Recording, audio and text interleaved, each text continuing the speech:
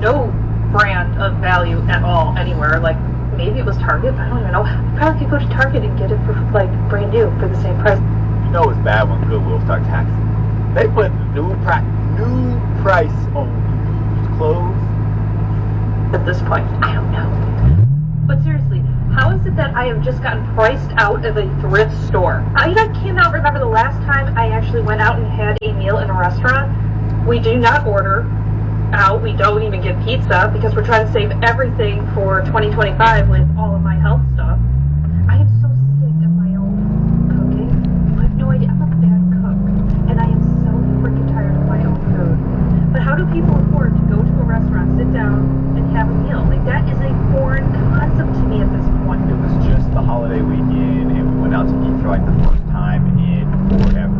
Like, my wife told me last week, like, hey, let's go somewhere and sit down. Let's go somewhere nice. We didn't end up going because we were all gross. We had been at a soccer game and birthday parties all day. But we went to our first restaurant in a long time, and we can afford it. We just don't because we prefer to eat at home. And it was mid, y'all. It was mid, and it was like $70. $70 for 4 people. I guess that's not bad. But I mean, we paid all that money, and it wasn't even good. So I get what she's saying when she's like, I don't even like my own cooking. If you're already struggling with money, sometimes you just ain't got no choice. People don't be complaining about eating Chick-fil-A every day. We don't be complaining about eating Popeyes. And we don't be complaining about eating Chipotle and McDonald's and all this stuff every single day. The repetitive thing. We memorize what we buy on the menus. Not so much we've eaten this, right? But then we complain about cooking our food at home and eating the same things over and over and over and saving all this money and being healthier.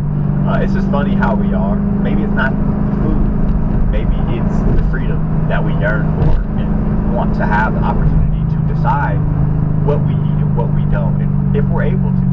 And the current circumstances with the inflation, with the layoffs, with everything going on in the world, a lot of people have been robbed of those options they feel because they're just not making enough or they just don't have a job anymore. We can't be too picky in these situations, and sometimes you just gotta hunker down, stay 10 toes, and figure out a way to survive.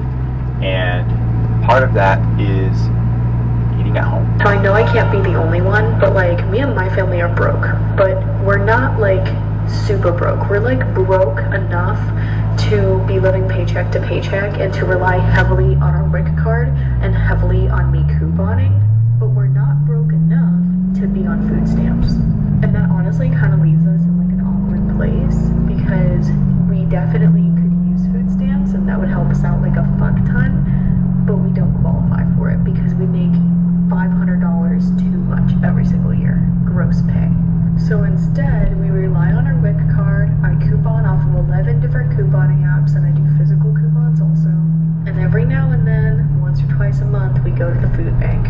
And I'm not making this video for sympathy. I'm not making this for money. I'm making this video because this is how most Americans are currently living. 64% of Americans live paycheck to paycheck right now. I respect people like her. I respect families like hers that are doing everything they can to leverage the resources that they have available to them, but also not being helpless, you know? Like, they're not just rolling over and giving up, but when they need a little bit of help, they tap into it. That's so wildly different than all the cases that we look at of the welfare fraud and abuse, and it's just sad. It's just sad, man. Think about how it never matters how much money we make, it always feels like it's not enough, and how little money we're making in comparison to how much it costs to live and be a human being. It's making me realize how crazy it is that Arizona Kansas tea still costs 99 cents. And that the owner said that they're going to keep it 99 cents for as long as they can, and they've been 99 cents since 1999.